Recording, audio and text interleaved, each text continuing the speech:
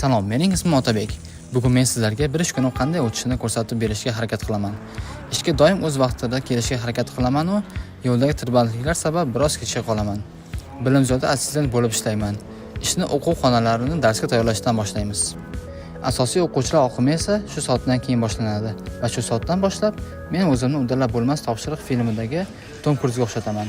Nega deganda, bir vaqtning o'zida 500 dan ortiq o'quvchilarning tartib intizomi bilan o'z vaqtida darslarda qatnashishlari, peshonasiga telefon opishganlar, to'lovni kechiktirganlar bilan ishlash imkonsizdek ko'rinadi.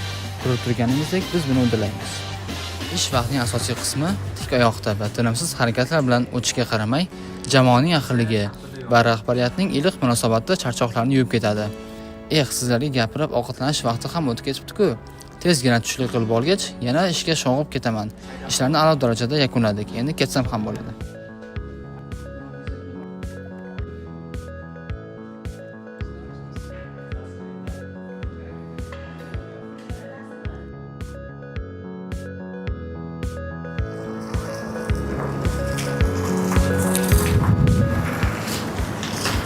Mening bir kunlik ishim shunday o'tadi.